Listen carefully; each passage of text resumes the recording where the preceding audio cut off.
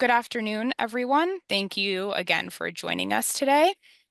My name is Isabel Molina, and I am the public programs producer here at the Museum of Jewish Heritage, a living memorial to the Holocaust. I'm very pleased to welcome you all to the Chaskel Tydor Curatorial Internship program talk. Here at the museum, we are dedicated to the crucial mission of educating our diverse community about Jewish life and heritage before, during, and after the Holocaust. As part of that mission, our programs illuminate the stories of survivors, broader histories of hate and anti-Semitism, stories of resistance against injustice, and more. Thank you again for joining us today virtually. We hope that if you're able, you will visit the museum in person to see our current exhibitions, including Courage to Act Rescue in Denmark, the museum's first exhibition for visitors ages 9 and up. You can learn more about our current exhibitions on our website. The link is also in the chat for you all. Closed captions are available on today's program, and instructions on how to turn those on and off are posted in the chat. If you have questions for our speakers today, please put them in the Zoom Q&A box, and we'll try to get to as many as we can. Again, that's the Zoom Q&A box and not the chat. Today, we are honored to be joined by Anya Matveeva and Professor Judy Tydor Baumel-Schwartz. Anya, originally from Russia, relocated to New York and earned her BA in Russian and Eurasian Studies from Bard College. Her research explores Soviet underground art and literature, as well as trauma and memory studies. This fall, she will pursue a master's in library science at McGill University, focusing on archives and the preservation of cultural heritage. Judy is the director of the Arnold and Leona Finkler Institute of Holocaust Research, the Abraham and Edita Spiegel Family Professor in Holocaust Research, the Rabbi Pinchas Brenner Professor in Research on the Holocaust of European Jewry, and Professor of Modern Jewish History in the Israel and Golda Kaczynski Department of Jewish History and Contemporary Jewry at Bar Ilan University in Israel. She is a consulting historian and curator at the Museum of Jewish Heritage in New York. Thank you again for joining us. I'm now going to hand things over to our speakers.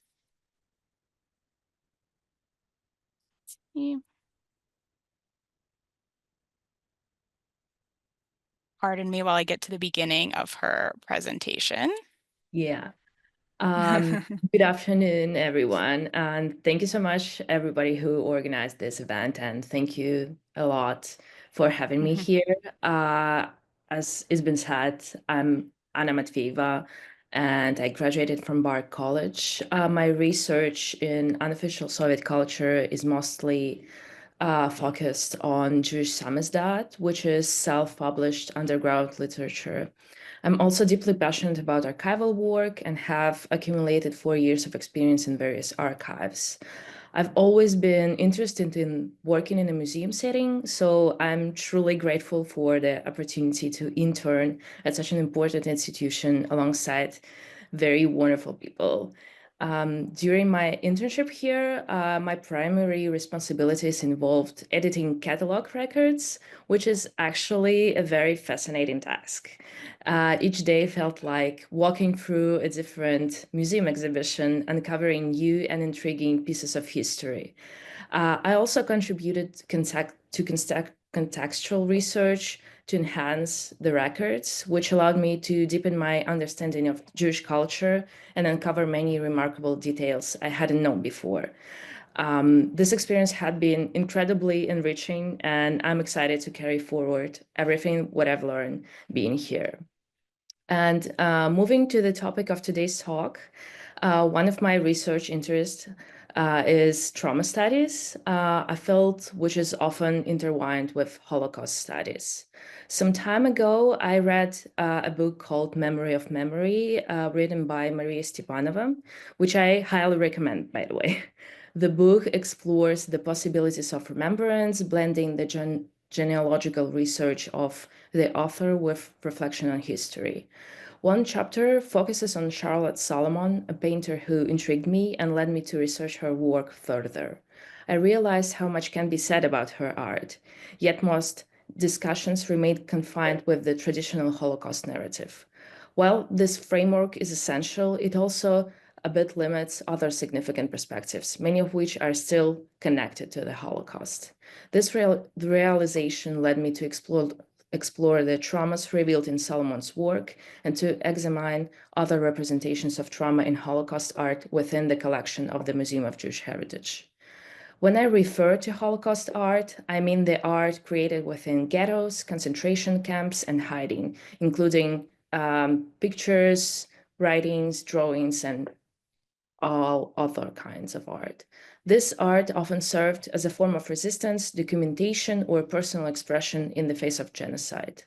Producing art under such condition was perilous, as the Nazis sought to erase any evidence of their atrocities. Writing and drawing in the camps was an act of defiance, as prisoners risked their lives to create.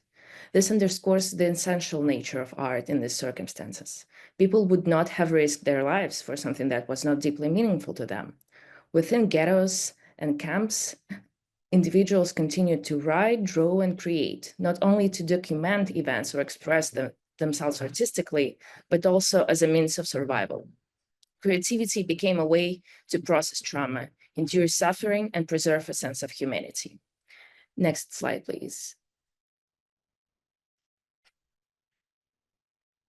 Thank you. So let's talk about trauma.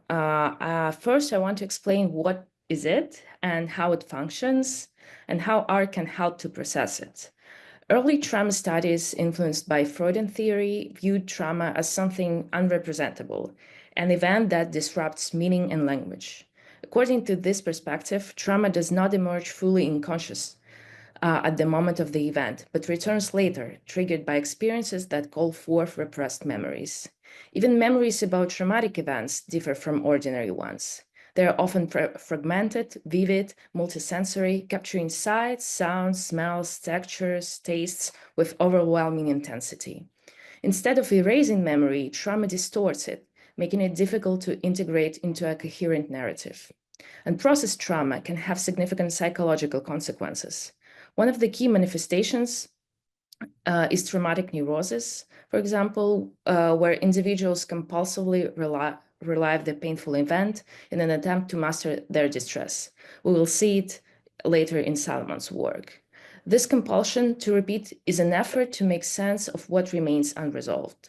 Other effects of unprocessed trauma may include dissociation, emotion numbness, and intrusive flashbacks. Because the past continues to exert its grip, healing requires the ability to process and narrate the experience. The so-called talking cure allows people to articulate their trauma, bringing its unconscious effects into awareness. However, as I've said, traumatic memory does not immediately lend itself to storytelling. It often remains stuck in a state of deferred action where its true meaning only becomes clear over time. Next slide. Kathy Carruth, one of the leading theorists in trauma studies, explores this idea in her work of trauma on trauma and literature called Undefined Experiences, emphasizing how text can capture the fractured nature of traumatic memory. She describes how the recurrence of certain images and figures in literature reflects both the knowing and not knowing of trauma, its paradoxical presence and absence in consciousness. Thus, trauma survivors have to create a narrative to recover from its consequences. Susan Brizan, a professor of philosophy specializing in mental representation, which examines how people store images and concepts in their minds, argues that textual narratives hold a therapeutical power. They allow individuals to regain control over their traumatic memories. Narrating trauma is not just a passive recall, it is an active process, a speech act that reshapes fragmented memories, imposes temporal order, and enables the survivor to reclaim their story. This brings us to the role of art in experiencing trauma. Trauma is often difficult to put into words, and even when survivors find the language to describe it, there may be no one ready to hear or accept such a fragile narrative. For Holocaust survivors, artistic expression became a vital means of survival, a way to externalize trauma when words were insufficient or even unsafe. Both painting and writing serve as narrative forms that bridge the survivor's experience with the audience, inviting others to bear witness. In this way, art is more than a reflection of trauma. It is an act of memory, a means of processing the past, and a potential path toward healing. Next slide. This brings us to the Holocaust art featured in the Museum of Jewish Heritage, and we'll start with Alfred Kantor. He is a Czech-born Jewish artist and Holocaust survivor. Kantor is renowned for his visual documentation of life in Nazi concentration camps. Born in Prague, he was deported to Terezin in 1941 and later sent to Auschwitz and Schwarzheide. While in prison, he secretly sketched scenes of daily life, capturing the horrors of the camps. After liberation, he recreated many of these drawings from memory, resulting in the book of Alfred Kantor. Although he had been drawing before the war, it was the first sight of the crematorium smoke in Auschwitz that prompted him to return to his sketches. As he writes in the preface to his book, quote, "It was chilling moments like this in the very first days of Auschwitz that prompted me to find a way to sketch again," end of quote. Next slide. Alfred Kantor's style is characterized by a stark, almost clinical approach to capturing the events around him, with an emphasis on detail and precision. His drawings are not intended to evoke any emotional responses through artistic flourish, but instead, their function as documentary records of the brutal realities of life in the camps. The rawness of his sketches is enhanced by their minimalism, which strips away any unnecessary embellishments. The focus remains on the everyday lives of inmates, the inhumane condition they endured, and the systemic violence of the camps. The drawings that you can see on this slide depict the crematoriums, and the picture of crematorium remains constant in all of his sketchbooks. Next slide. Kantor's use of line is particularly notable. His drawings are marked by sharp, clear lines that emphasize the harshness and severity of the scenes he depicts. There's little shading or softening of the forms, which gives his work an unflinching directness. The figures in his sketches often appear hunched or frozen in moments of intense suffering, reflecting both the physical and psychological toll of the camps. The bodies are depicted with precision, each position and gesture rendered, enhancing the feeling of witnessing history as it unfolds. His portrayal of the camps offers an honest view of life in the ghettos and camps. In the images on this slide, Kantor illustrates the torment of prisoners forced to stand in the rain during roll call. This is the picture on the left. Another drawing on the right portrays the horrific brutality of people being burned alive in a pit when crematoriums could no longer handle the sheer number of bodies. Next slide. However, these drawings were more than just an impulse to document the events around him. Alfred Kantor himself acknowledges this. Quote, "Commitment to drawing came out of a deep instinct of self-preservation and helped me to deny the unimaginable horrors of life." End of quote. In his book, he explains that his documentary style allowed him to distance himself from the horrors of the camp. By imagining himself as a simple observer of these events, rather than a direct participant, he found a way to cope with the trauma and maintain a sense of control. In the drawings on this slide, Kantor vividly portrays the harsh realities of camp life. On the left picture, a long line of people waits to use the toilet. There is also a description of an inscription on this picture saying 10 toilets for 4,000 people. Another image on the right reveals a cramped living space where 18 people are forced to share a tiny room. Next slide. Another example of documentary narrative is Clara Wolf's diary. Clara Wolf was born in September 1909 in Budapest. She was growing up in a middle-class family with 3 other siblings and attended school in Hungary. Then she took an English language exam in London and gained her teacher's degree.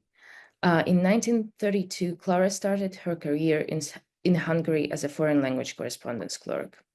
After the enactment of discrimination laws in 1938, Clara had to undertake typewriting work. After the end of the war, she stopped teaching German. Clara married in 1933, and her husband was sent into a labor camp for 5 years. In the end, he was liberated by the American Army on May 5, 1945. Clara was liberated by the Red Army on January 18, 1945, in the Budapest ghetto. Next slide.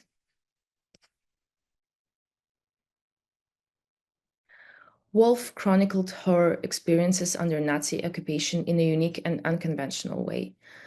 She described her diary as follows, quote, "The diary I was keeping during the time mentioned above is not a usual one, as for example that of Anne Frank's, because I had no paper, pen, pencil, neither a quiet room nor a place to write it.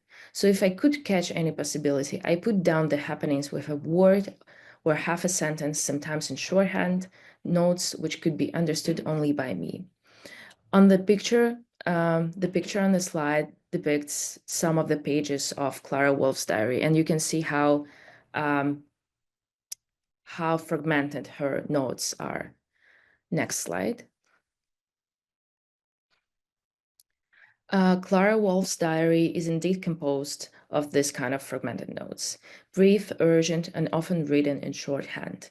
Like Cantor's sketches, her writing has a documentary approach. Rather than fully immersing herself in the personal, emotional weight of her situation, she adopts the role of an observer, recording events with a tone that often resembles newspaper clippings. The diary is filled with historical references and factual accounts, yet also carries an undercurrent of anger. The writing itself feels like a stream of consciousness, lacking structure, full of abrupt sentences, and offering little external context. The hurried nature of her notes suggests that writing was not a means of reflection or artistic expression, but rather an act of necessity, a way to expel the overwhelming words and experiences trapped inside her. Her diary serves as a chronicle marked by an objective tone in much of the text. Dates, locations, and events are recorded with precision, while adjectives are kept to a minimum. Abbreviations and a stark absence of details define her style, reinforcing its function as a raw, immediate record rather than a literary narrative. What makes Wolf's approach particularly striking is her choice to maintain this documentary style, rather than focusing on her emotions. Studies have shown that women, when keeping diaries, often emphasize their emotions and subjective perception of events, whereas men tend to adopt a more factual documentary approach. This pattern is linked to gender socialization. Women are often encouraged from an early age to process and articulate their emotions, while men may not receive the same training. While exceptions certainly exist, Wolf's diary stands out as a deviation from this expected norm. Her detached, factual style may not only be a reflection of personal preferences, but also a means of distancing herself from the horrors she witnessed. Next slide. The stark documentary approach in Wolf's diaries stands in sharp contrast to Charlotte Salomon's deeply emotional and multi-faced work, Life or Theater.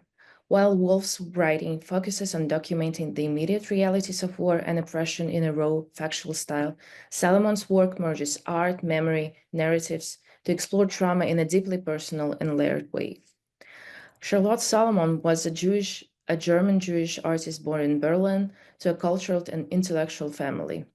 She showed artistic talent from an early age and was admitted to the prestigious Berlin Academy of Fine Arts in 1936. In 1939, due to increasing anti-Semitic persecution, she was forced to abandon her studies and fled to the south of France, where she lived with her grandparents. In 1943, she was arrested by the Gestapo.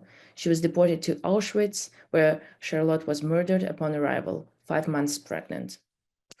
Next slide. Salomon's major work, Life or Theater, is a hybrid work, part memoir, part play, part visual art, part music. It consists of over 769 gouache paintings, interwoven with dialogues, narration, and musical references. A key feature of Life or Theater is its fragmented structure. The story does not unfold in a smooth traditional way. It is full of abrupt shifts, disconnected moments, and layers of dialogue. This echoes the way trauma is experienced, in disjoint memories, in moments of clarity followed by overwhelming emotions. The plot of the work delves deep into Charlotte's family history, offering intricate stories about each character. It begins with the tragic suicide of her aunt, followed by the story of how her parents met and her mother's death.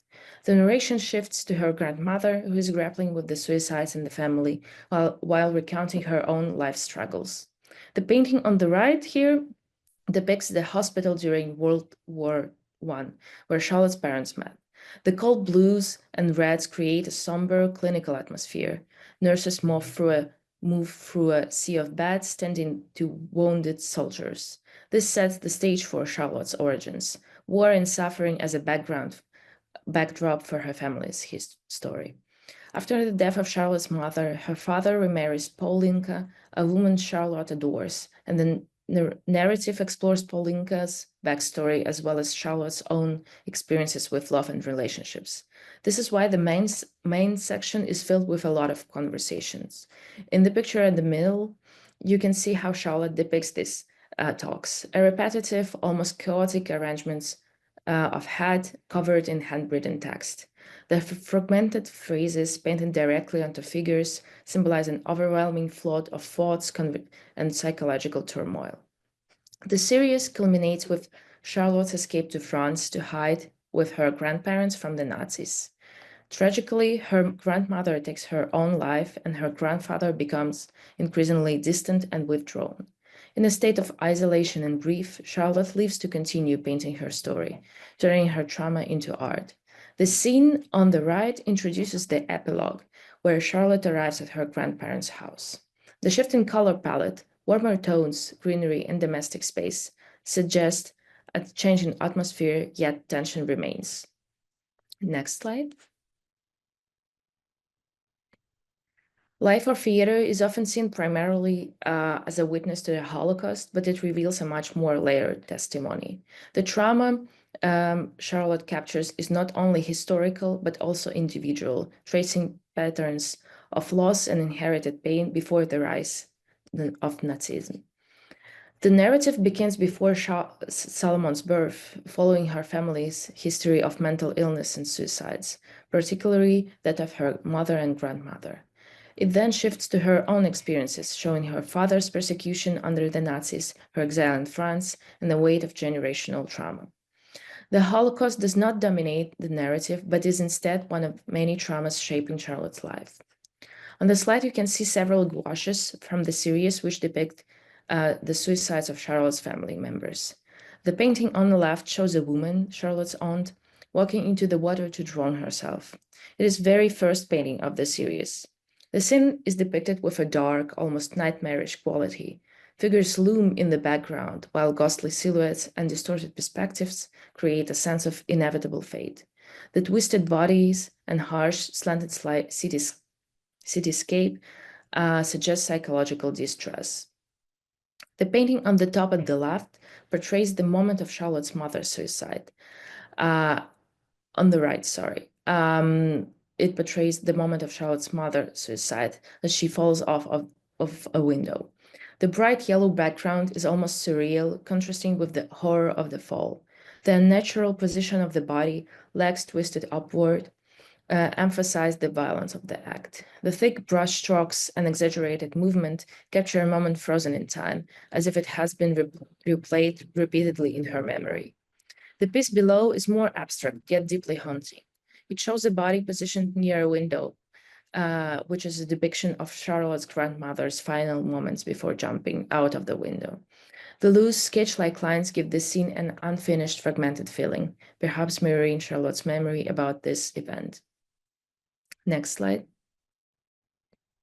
Here on the painting on the left, the grandmother is shown holding two letters, each informing her of the death of her siblings. The background with red streaks resembling blood conveys an overwhelming sense of sorrow and loss. Her face is pale and her eyes hollow. She seems emotionally drained, caught in an unrelenting cycle of family tragedy. On the painting in the middle, the scene takes place in a mountainous setting. A friend of the grandmother is shown dead in the foreground, while a circular vignette in the upper part depicts the different scenes, a memory or a moment leading up to the event. The fire-like shapes surrounding the scene heighten the sense of danger and destruction, reinforcing the themes of persecution and violence. At the painting on the right, the grandmother stands in front of her brother's body, which lies motionless on the ground. The fiery golden-orange hues in the background creates an intense, almost surreal atmosphere, evoking both spiritual transcendence and physical suffering. The grandmother's solemn, upright figure contrasts with the lifeless body, emphasizing her role as a witness to relentless familial grief. Next slide. One of the striking aspects of life or theater is its portrayal of generational trauma. This term refers to the psychological and emotional effects of a traumatic event that persist across multiple generations.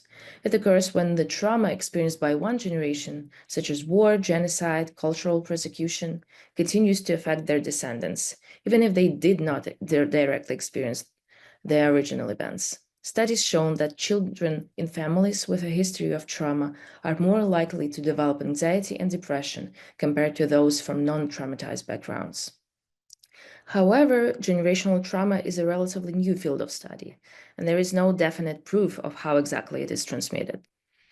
One theory suggests that the high levels of anxiety and depression in traumatized parents create a stressful family environment, making it difficult for children to grow up in a stable and supportive atmosphere.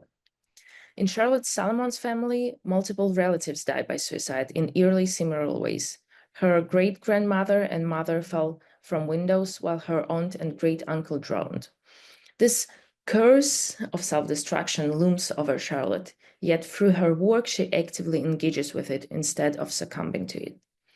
Her work reflects a psychological process known as reparative adaptation, where children unconsciously attempt to fix the trauma of their ancestors. By painting her family's painful history, she actively engages with inherited suffering. Charlotte's decision to begin life or theater with the scene of her own suicide, even before her own birth, also suggests that she perceives her suffering as part of a larger, inescapable pattern. Though she recounts moments of happiness and love in this work, an undercurrent of pain remains ever present. A sense of inevitability builds, not only due to the rise of Nazism, but also through the recurring cycles of despair within her family. Charlotte repeatedly emphasizes loss and tragedy. A friend of her grandmother was killed in the mountains. Her grandmother's sister died from gas poisoning. Her cousin passed away, and her grandmother ultimately fell from a window. Even love is stained by misfortune, as seen in the story of Paulinka, who married Charlotte's father after her previous fiancé relentlessly pursued her. Next slide. The most poignant moment of the work comes in the postscriptum. This postscript consists of 6 pages of text written in gouache in various colors, as shown on the slide. In this part, after enduring suffering and exile, Salomon makes a powerful declaration, quote, "I choose not to die," end of quote. This statement carries even more weight when we consider the final image before the postscriptum, where Charlotte's grandfather, in a state of distress, tells her that she will eventually kill herself, just like everyone else in the family, and that she should do it. Throughout her work, Charlotte grapples with the generational trauma that haunts her family, the weight of historical suffering, and the oppression of her Jewish identity under Nazi persecution. In the postscriptum, she acknowledges the very essence of her creation, writing, quote, "It took me almost a year to figure out what is going on in this strange work of mine," end of quote. She realizes that at its core, it is about trauma. In this text, she writes, quote, "She refused to be drawn into the circle of the straw graspers," end of quote. This phrase suggests that Charlotte recognizes the collective trauma of those around her, people clinging to fleeting hopes or distractions to survive. The straw graspers symbolize those who, overwhelmed by suffering, reach for anything to hold onto without confronting the depths of their pain. Charlotte, however, refuses to passively succumb. Charlotte also mentions that in front of her there is a question, quote, "whether to commit suicide or to undertake something wildly eccentric," end of quote. This is not simply a choice of action, but an expression of Charlotte's internal conflict. She is confronted with the decision of whether to let the trauma overtake her, leading her to the same fate as her ancestors, or whether to embrace an eccentric, creative, and self-transformative act of rebellion. To choose to live is, in this context, to choose to express and heal from her trauma, rather than allowing it to define her as a victim. The turning point comes when Charlotte recalls one of Amadeus' favorite utterances, quote, "Love known thyself first in order to love thy neighbor," end of quote. Amadeus' words provide Charlotte with a way to process her experiences. By turning inward, understanding herself, and confronting it, she can move forward. The realization that her own path to healing requires self-knowledge encourages Charlotte to embrace the potential for transformation. The line, quote, "She had to vanish for a while from the human plane and make every sacrifice in order to create her world anew out of the depths," end of quote, captures Charlotte's decision to retreat from the external world in order to focus on the profound internal work of self-transformation. In choosing to, quote, "create her world anew," end of quote, Charlotte embraces a process of artistic and personal rebirth. This sacrifice, seeking isolation and distancing herself from the chaos of the world, is not a retreat from life, but a way to reforge her identity in a way that is no longer determined by external forces, be they familial trauma, historical tragedy, or political persecution. Through this act of self-creation, Charlotte asserts her agency and chooses to carve out a new destiny, one shaped by her own terms. "I choose not to die" is a revolutionary declaration, not only in light of her family's tragic history, but also in the face of the crushing despair she experienced. While many in her family chose to end their lives, Charlotte, despite battling depression, living under the looming threat of genocide, made a different decision. This is what makes her story remarkable. People often focus on the tragedy of her murder in Auschwitz, and yes, it is an immense loss. But what also needs to be recognized is her inner strength. She processed her trauma through art, and in doing so, she refused to be consumed by it. Even when she was forced into a transport to Auschwitz, she did not take her own life. She resisted the fate that had claimed so many before her. Charlotte Salomon's Life or Theater is a testament to the deeply personal nature of trauma, demonstrating that even within the vast collective suffering of the Holocaust, each individual's experience remains distinct. Her work illustrates how trauma is not only a response to external horrors, but also a complex interplay of personal history, inherited pain, and existential struggle. Salomon's choice to channel her suffering into art rather than succumb to despair underscores the transformative power of creative expression in the face of devastation. This deeply personal dimension of Holocaust trauma is reflected in other artistic works as well. While Salomon's painting blurred the lines between autobiography and fiction, immersing the viewer in her internal world, documentary-style works like Clara Wolf's Diary and Alfred Kantor's sketches capture trauma in more immediate and factual terms. Yet, even these historical records are not mere testimonies of collective suffering. They are shaped by the artist's unique perspective, memories, and emotional responses. Recognizing these distinctions is crucial as it reminds us that Holocaust trauma, while rooted in a shared historical catastrophe, manifests in profoundly individual ways. Thus, Holocaust art not only helps us understand trauma, but also challenges us to recognize its complexity. It reminds us that while historical atrocities shape collective memory, each survivor's pain in singular, shaped by personal history, perspective and resilience. Acknowledging this individuality is crucial, not only in honoring those who lived through these horrors, but also in ensuring that our remembrance remains nuanced and sensitive. Thank you so much.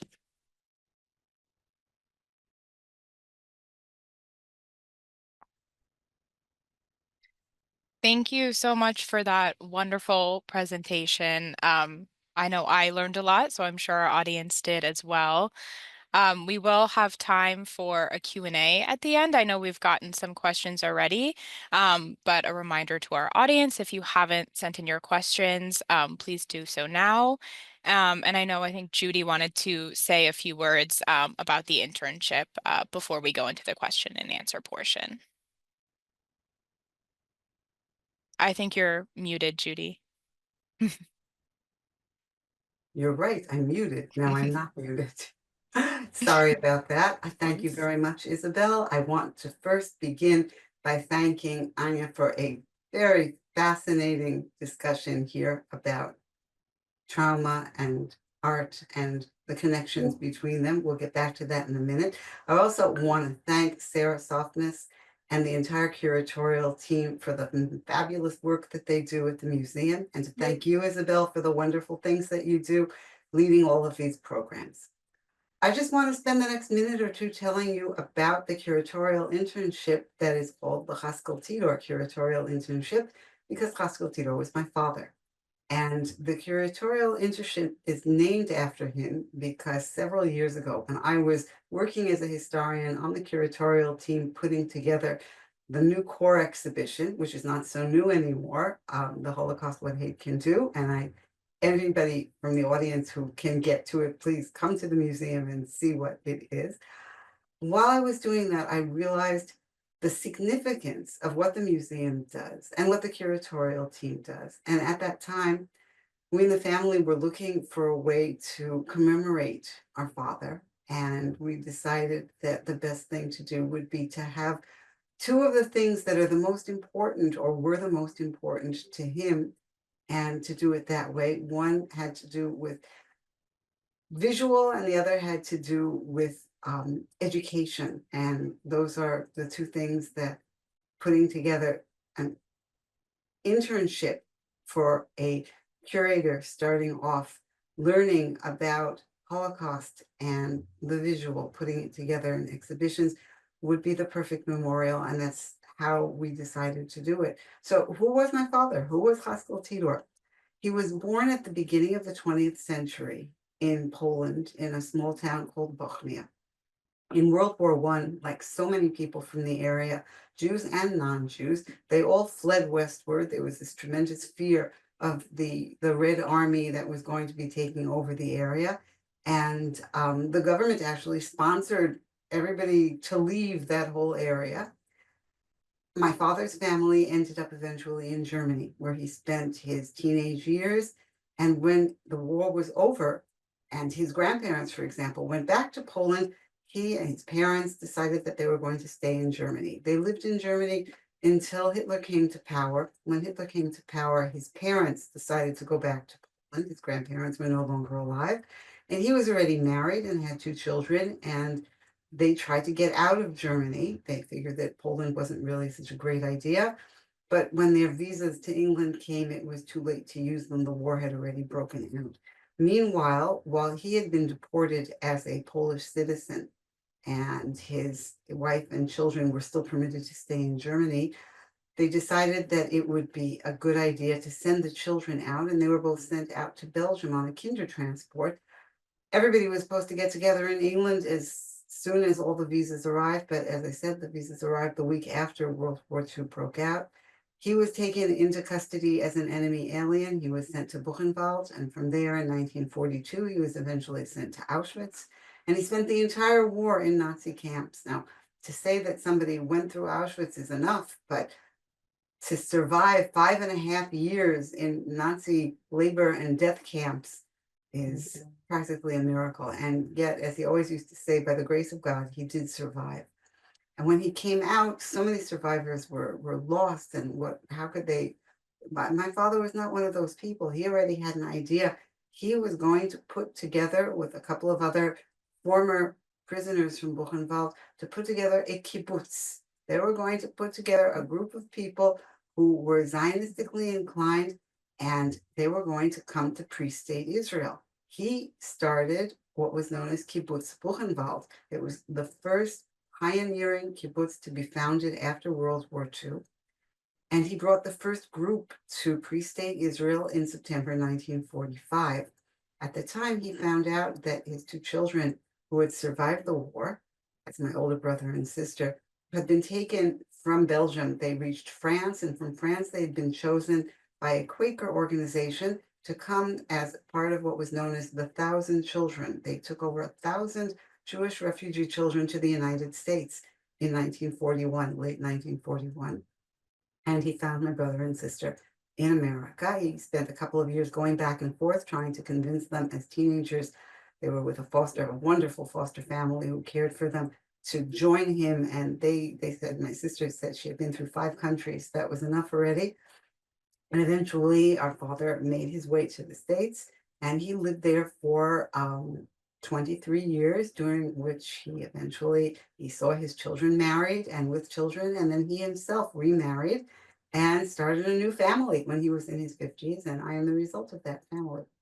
So that is a story of survival. And at a certain point, when he retired, our family moved to Israel, where I live today and from where I'm speaking to you. So that is who Chaskel Tydor was. He was a firmly believing Orthodox Jew who believed in the good of human beings. And he believed that people can be wonderful. Other people who are less wonderful, you have to be careful of them. He had personal experience with that during the war, didn't he? But he was an educator. He did many things, but in general, that's what he did. And people loved him for that. So this curatorial internship is named after him, and it continues his tradition of educating people, and in this case, educating about the Holocaust. So Anya, thank you again very much for everything that you've done as curatorial intern, and may this wonderful program and the museum go on and on and on. Thank you all so much. Thank you, Judy, for sharing that about your father and about his story. It's really is wonderful to get to see how his legacy lives on through this internship. And I personally love getting to hear the intern presentation, so it's a personal treat. Now we'll move on to our audience question and answer portion. We have some questions that are a little bit similar. So just a heads up to the audience, I may combine a few questions just to make sure we really try to get to everyone's questions today. So I'll start. We have some people, Anya, asking about your research process for this project, kind of how you went about finding your sources and art pieces that you wanted to focus on. And a couple people are asking how you decided which objects and pieces you would focus on and highlight for this. So it was pretty obvious for me, at least, because before doing this, starting this research, I was cataloging. I was doing cataloging of the collection, and I went through like 300 different objects, and I read a lot about these objects and about the history of these objects. So there's not a lot of art pieces. I mean, there are some art pieces in the collection, but most of the collection consists of live objects, like used in just common life. So there wasn't like a lot of choice, but I just used Alfred Kantor and Clara Wolf just because I really like their stories and I really wanted to share them with you. Yeah, that's it, I think. Thank you. Yeah, it was a treat to get to see a little bit of a deep dive into those. Kind of relatedly, and you sort of touched on this in your first answer, we have a couple people who are asking about the experience of having access to the museum's collection and how that has sort of impacted or deepened your own kind of personal and academic studies and research interests. When I first got access to the collection, I felt like I got a magic key that opens up like a really big door with so much knowledge in it, and I was so happy about that. I'm still very happy about this internship, and thank you so much, Judy, for making this opportunity. I really loved doing all of these things. So yeah, and what it doesn't really, so the collection in the Museum of Jewish Heritage doesn't really correspond to my research, my primary research focus on samizdat publications in the Soviet Union, because a lot of samizdat publications happened like in after war in the 50s, in the late 40s. There still is some of the early documents, right? But they're not on the collection. I checked. Yeah, that's why I decided to get a detour and dive into trauma studies more than in the Soviet studies. What was the other question? I think that was most of it, I guess, how Okay. it has impacted or deepened your studies. Oh, yeah. Yeah. Yeah, I can say a little bit about that too. So I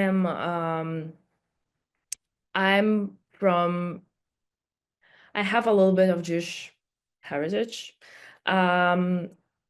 My father is Jewish, but since I was living in Russia and my father was living in the Soviet Union, it wasn't really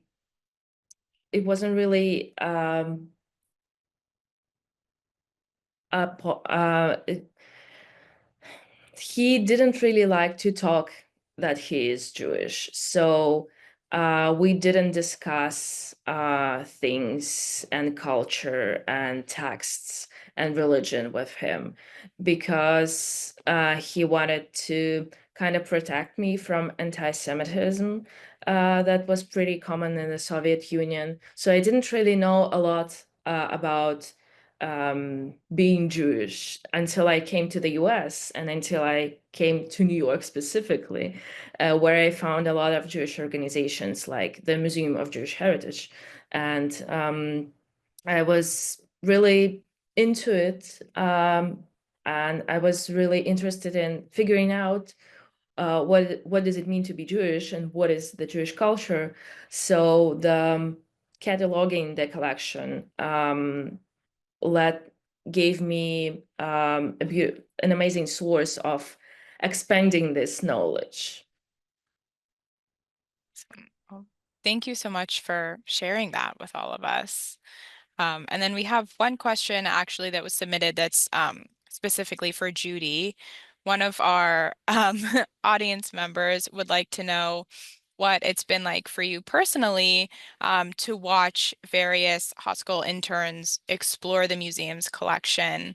And in particular, someone asked if you've noticed any sort of common themes or threads in what different interns have picked out and chosen to focus on for their research. Okay, so that's a two-part question. Yes. And part one is what is it? I'm thrilled. Every time I see these presentations, I'm absolutely thrilled. Every one of them is different. This already connects to the second part of the question. I would say the common denominator is that they're all using the museum's collections to one degree or another. They're all working on something that interests them. They're working on something about which they're passionate, and that's the most important thing. The common denominator has to be that they are Chaskel Tydor interns, but I would say the presentations that I've seen have all been about different things. And this is what makes it so fascinating. You see all the various, the facets of what Holocaust presentations are, what Holocaust study is, what Holocaust museology is. And that is, as I said, a thrilling experience for me time and time again to see this happen and to see young people, all of them go in different directions afterwards and have come from different directions, get something out of this, get an experience, get an education, and continue giving at the same time. It goes in both ways, and nothing could make me happier. Thank you so much, Judy, for that. Throwing it back to Anya, we have a few more questions for you about your research and your studies. One of our audience members noticed that given your detailed visual analysis in this presentation, they want to know if you have any background in art history since you seem so knowledgeable. And then a two-parter, again, they're asking if you do have any background or knowledge of art history, how do you think art history and visual analysis can enrich or interact with Holocaust studies? Well, I'll start from the second part. I think my whole presentation was about how Holocaust studies and art history can be intertwined. So that was the whole question. That was the answer in these 40 minutes. And the first part, yes, I have experience in art history. I have 6 years of secondary art school education. There is nothing like that in the US, as far as I know, but it's in Russia. You can enter into secondary school where you have different exams on painting, on drawing, on art history as well. And at the end of this education, you receive a diploma that kind of confirms that you had this education. So it's not just like some art courses, it's an additional education. Yeah, that's all. Thank you. Definitely, at least to my eyes, you seemed like quite a professional talking about it. So it was very impressive. I know we're getting close to the top of the hour and we have a couple more questions, I think two that I'll try to get to. This first one you touched on a little bit earlier in one of your previous answers, but someone's asking in particular about Charlotte Solomon's Life or Theater and how you sort of found your way to that as, an object of study, and if there's anything particular about that that spoke to you, or why you think it's such a good example to kind of highlight what you're talking about with the intersection of Holocaust studies and art history. I think that I was interested in, I got interested in Salomon's work because it is one of a kind artwork. As I've said, it's very interdisciplinary thing, and I'm not sure that something like this exists. So I was really eager to explore how this multi-structure of her work works. And I guess that this is a good example of trauma narratives, also because of this complicated structure. Um, it is it this life or theater as a work can be perceived as a narrative, first of all, because there is also text that Charlotte gives with the pictures. And there is also somewhat a plot in it. But it is also an artwork which we can see and perceive and which we can analyze from the visual perspective. So I thought it's a really good combination to show how trauma narratives can work in art. Yeah, thank you so much for that explanation. I think we have time for one more question, and this seems like a good question to end on.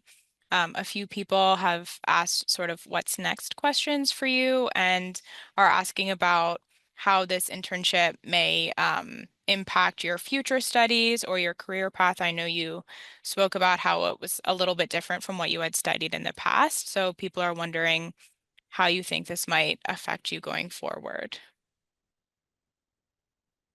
I think that this internship,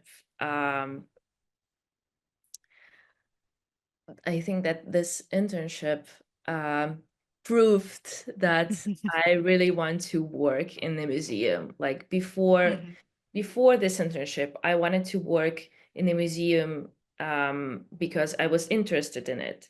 I was interested, how does museum work? How does curatorial work? But now I certainly know that I know how these things are done.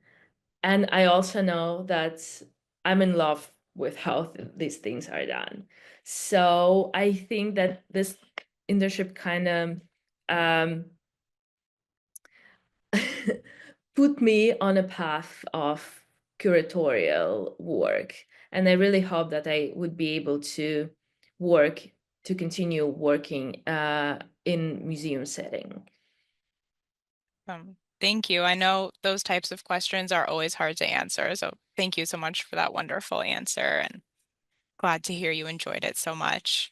I just want to take a minute to thank you and Judy again so much for joining us today and for this lovely presentation and question and answer session. I also would like to thank everyone in our audience who joined us today.